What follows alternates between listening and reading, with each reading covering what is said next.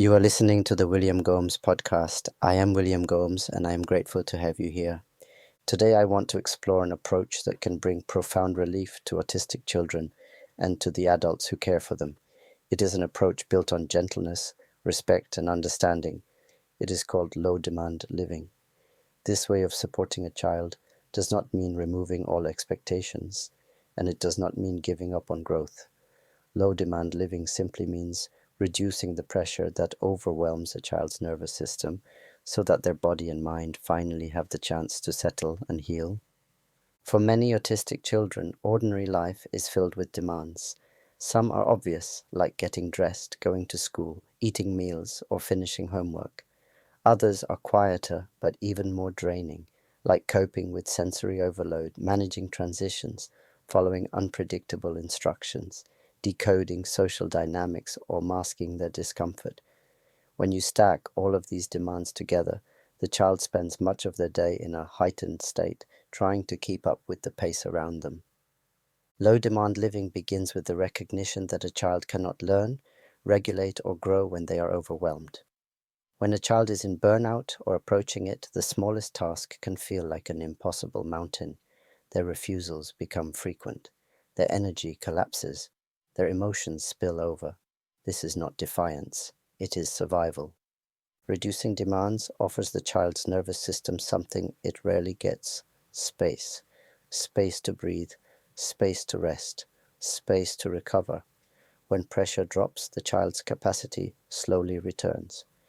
Behaviors soften. Communication becomes easier. Curiosity begins to re-emerge, and the child rediscovers the parts of themselves that were hidden under stress. Low-demand living is not about avoiding life. It is about meeting the child where they are. It starts with looking closely at the child's day and asking which demands are essential and which are simply habits or expectations that can be adjusted. Instead of pushing through morning routines, we slow them down. Instead of insisting on certain meals, we offer safe foods without judgment. Instead of forcing social interactions, we protect the child's energy. Instead of demanding compliance, we prioritize connection. Many parents describe low-demand living as a deep exhale. They realize that much of the daily conflict was caused not by the child's unwillingness, but by a mismatch between the world's pace and the child's capacity. When pressure lifts, the child often becomes calmer, more communicative, and more open. They are no longer fighting to protect themselves. Choice is a central part of low-demand living. Autistic children often feel powerless in a world that moves too quickly. Offering choices restores a sense of control. It might be choosing which clothes feel comfortable, when to take a break, where to sit, or what activity to do first. These small decisions help the child feel respected and understood.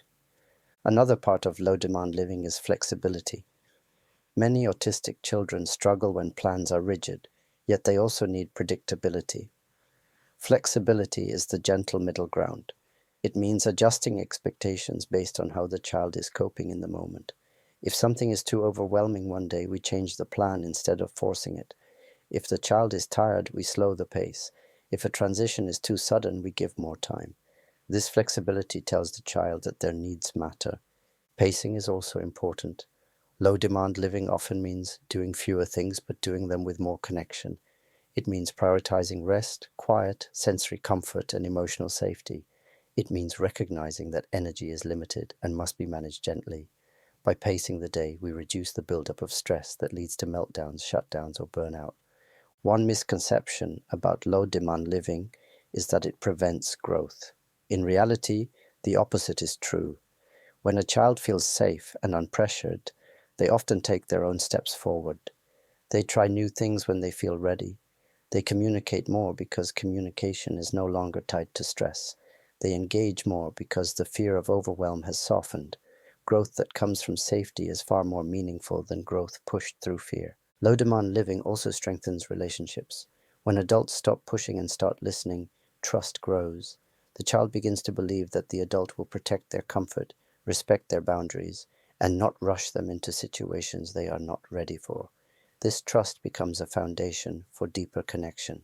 As the child regains capacity, demands can be added slowly and thoughtfully. always led by the child's readiness rather than by external expectations. This approach respects the child's nervous system instead of fighting against it. Low-demand living is not a cure, it is not a strategy, it is a way of honoring the child's neurology. It is a way of saying, I see how hard life can be for you, and I'm here to make it gentler. It is a way of offering compassion in a world that often moves too fast.